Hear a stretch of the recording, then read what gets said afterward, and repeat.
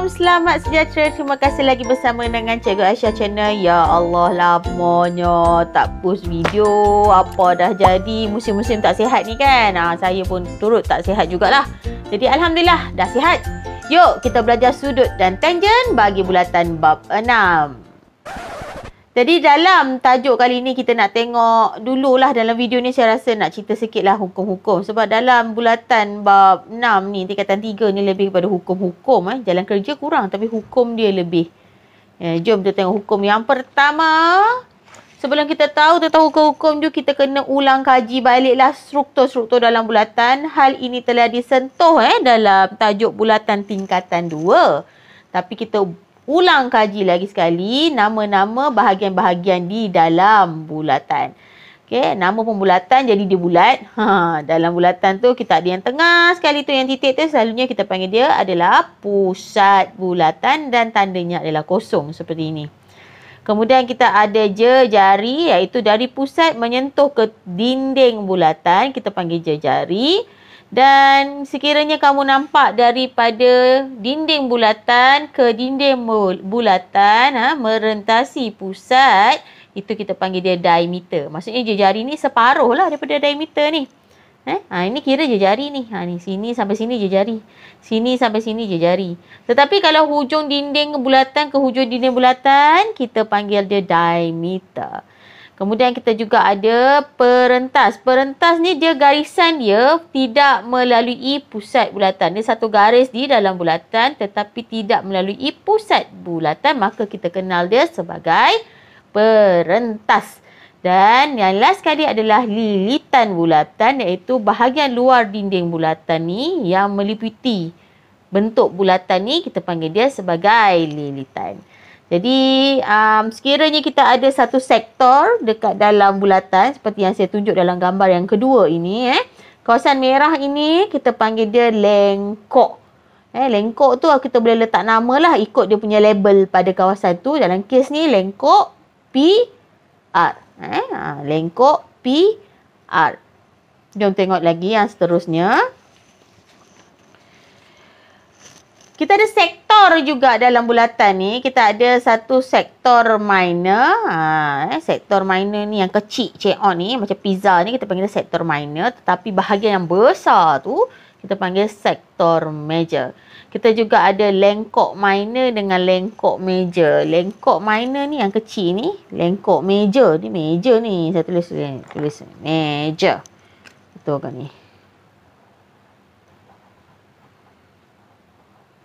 Lengkok major ni yang bahagian yang bukan merah ni, yang hitam ni.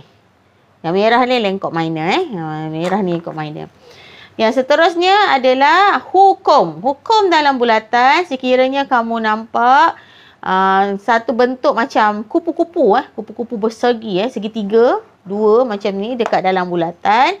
Bahagian sudut sudut X dan juga sudut Y ni adalah sama. Kerana dia punya lilitan itu, lilitan bulatan itu dicangkum pada lengkok yang sama. Ini lengkok dia. Nampak ni? Ni lengkok. Kemudian sudut Y. Sudut Y. Kemudian lengkok yang sama. Kemudian sudut X. Ni lengkok sama ni. Lengkok ni X1, lengkok Y1. Kalau boleh perhatikan ni. Jadi lengkok dia sama, maka sudut kiri kanan ini sama, iaitu X sama dengan Y. Yang ni saya tunjukkan bulatan yang mana, tengok. Dia saya tulis tadi kan, dia ada tulisan kat sini. Tak apa, abaikan. Tengok ni yang bulatan yang ada ni. Kalau kamu lihat sudut X dan Y ni adalah sama saiz. Kenapa sama saiz? Walaupun lengkok dia berbeza. Macam tadi lengkok dia sama kan. Lengkok X dan Y ni lengkok dia sama. Maka saya kata X dan Y ni adalah sama. Sudutnya sama. Darjahnya sama. Di sini berbeza kerana dia berbeza dari segi bentuk. Lengkok dia lain-lain. Tetapi dia punya saiz darjah X dan Y tu adalah sama. Kenapa? Sebab lengkok ini walaupun berbeza tetapi panjangnya adalah sama. Kenapa saya kata panjang tu sama? Kamu boleh tengok X dan Y ni dia ada tanda macam ni. Dia double-double macam tu menunjukkan saiz dia sama lah.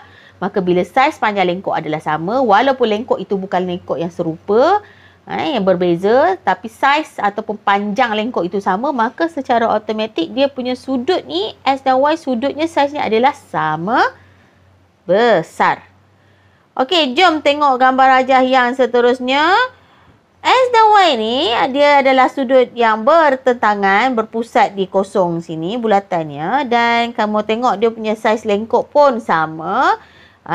Walaupun lengkok yang berbeza tetapi sama panjang, maka sudut X dan Y itu adalah sama saiz. Okey, samalah. Cuma kedudukan tu sudut tu lain-lain saya letak ya.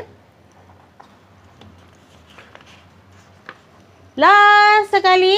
Alright. Yang ni dia sudah law dia ataupun undang-undang yang last sekali yang saya nak sentuh dalam video kali ni. Okey. Sudut yang pada pusat ni, nampak ni? Pada pusat dari sudut sudut apa? X kan? Sentiasa 2 kali pada sudut Y yang duduk dekat lilitan bulatan ni. Walaupun mereka dicangkum oleh lengkok yang sama. Ni lengkok sama kan? Satu lengkok pek yang jadi macam ni dia dapat dia X kan. Satu lagi tinggi sikit dia dapat Y kan. X yang duduk dekat dengan pusat ni 2 kali saiz Y ni. Maksudnya Y ni kecil sikit lah. Kecil daripada X ni separuh. Maksudnya X1, Y tu kena bahagi 2 lah baru kita dapat Y tu. X tu lebih besar 2 kali daripada Y. Alright. Maksudnya kat sini penyataan ni X1, Y tu kena ada 2. Gitu. Baru kita dapat nilai X. Jadi kalau kita nak dapat X, Y ni kena darab 2 lah. Kalau kita nak dapat Y, Y tu kita kena bahagi 2. X tu kita kena bahagi 2. Boleh? Alright. Nanti kita tengok contoh soalan video yang seterusnya. Kita fahamkan dulu ni satu-satu. Yang last kali dalam video ni saya nak cerita tentang sudut pada lilitan bulatan yang dicangkum oleh diameter. Okey, ni part ni diameter. Kan ada sudut kan? Sudut dekat sini, tak kisahlah bentuk macam mana pun, dia kat bawah ke, kat atas ke, kat tepi kiri ke, kanan ke dalam bulatan tu, dia mesti kat sini 90 darjah. Mesti 90 darjah. Tu memang hukum dia. Right? Okey, jangan lupa nantikan video saya yang kedua. Dalam tajuk ni saya akan post cepat-cepatlah ni untuk kamu belajar. Cuba fahamkan dulu apa yang ada dalam video ni, baru tengok dalam bahagian yang kedua dalam bab 6. Baiklah. Salah silap saya minta maaf. Nantikan video yang bahagian kedua dalam bab 6 ni, dalam tajuk bulatan. Kat situ saya akan bagi contoh-contoh soalan. Baiklah, salah silap saya minta maaf. Nantikan video yang seterusnya. Bye-bye.